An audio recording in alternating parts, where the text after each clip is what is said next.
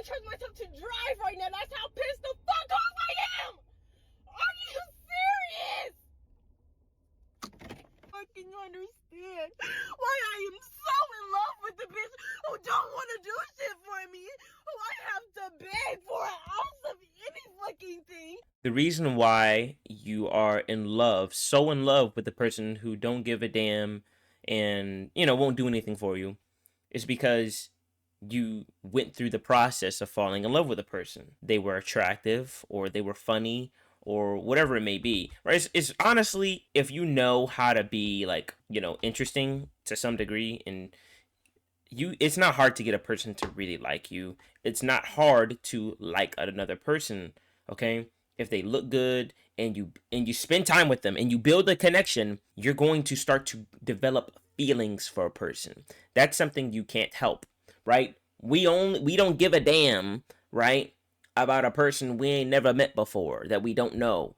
It don't matter how good they look. You may feel more bad for them than you would a person who's ugly, obviously. Like, oh man, they were, oh, they were beautiful. Rest in peace to them, right? And then you move on with your life, okay? We don't mourn people we don't know, okay?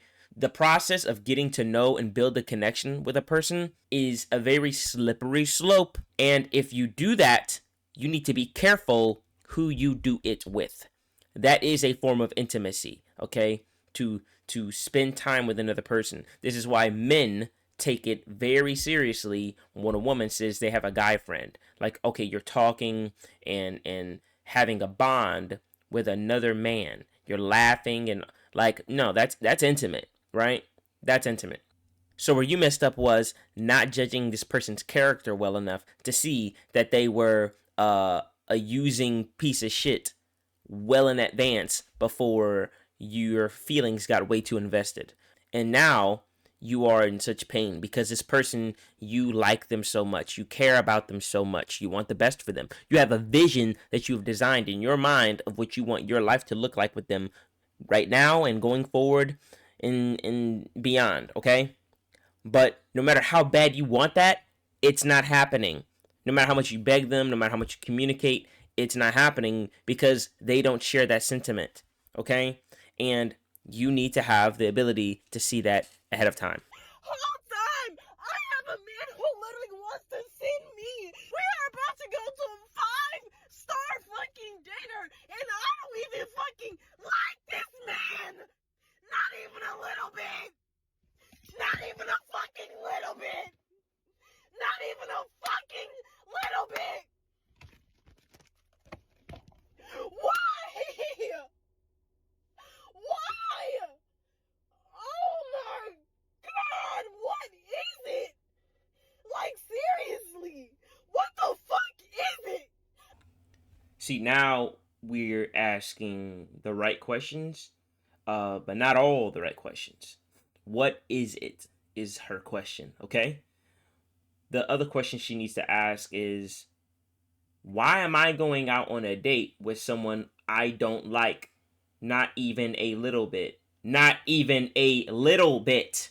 Okay?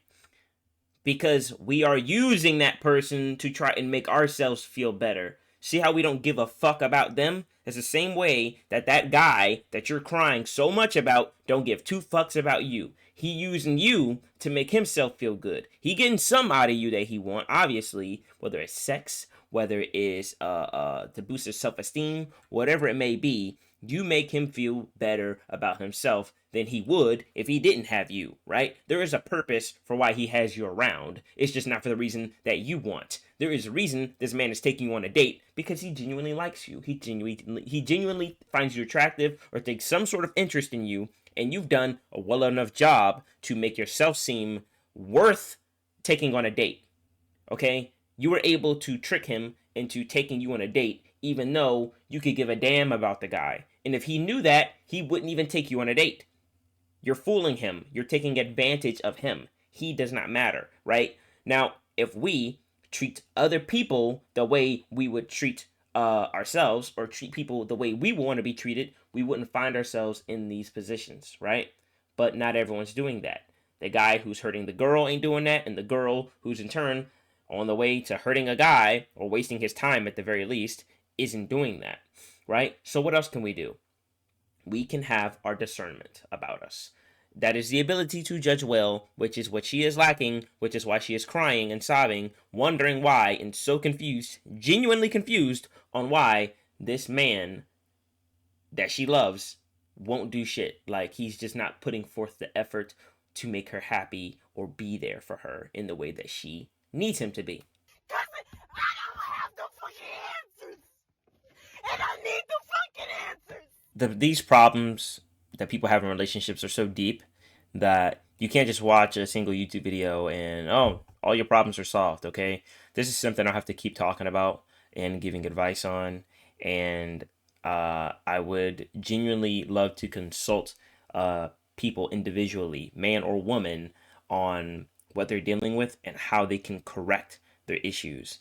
Because I promise you, if as much as you may think the issue is with the other person, the issue is with yourself.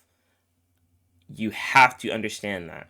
And if you can't see it, you need a person who can pull up the mirror and show you where you fucked up. Because if you go through life saying, woe is me, it's not my fault, then you're a victim and you have no control of the situation. You can't fix it. You're just fucked.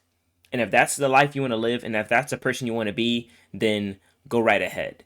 But if you actually want help, and you actually want a solution that you can take action on by taking responsibility and realizing where you messed up, then yes, I'm a person who is more than happy to help people, right? Because that makes the world a better place. People have genuine and real connections and fall in love and have children and get married and build a legacy, and you know, those children are happy and seeing their parents happy, right?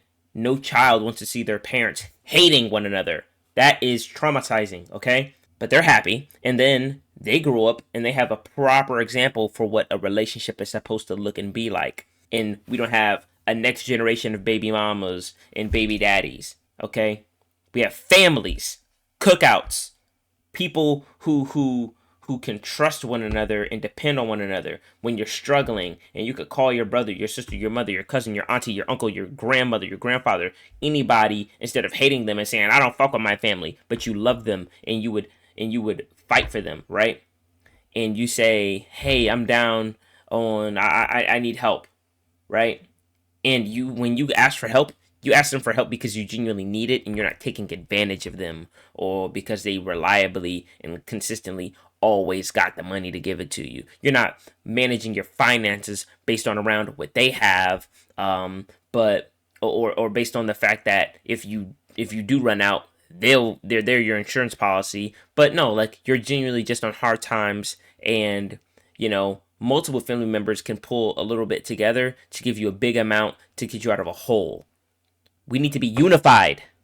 Like the foreigners who have been coming into America, those families are unified. They all work together. They buy gas stations and convenience stores and whatever, get loans, and they build something together. They build something together that will go on for their next generations, because they're not just thinking about today or tomorrow. Oh, let's save up $2,000, not so we can maybe start a little business or something or whatever, but so we can go on this stupid ass trip, okay? Which is fine, like, build memories, but that's all you do. Wrong. Wrong. What am I talking about? I'm talking about the black community. I'm talking about my community. I want us to do better. Genuinely. Have a nice day.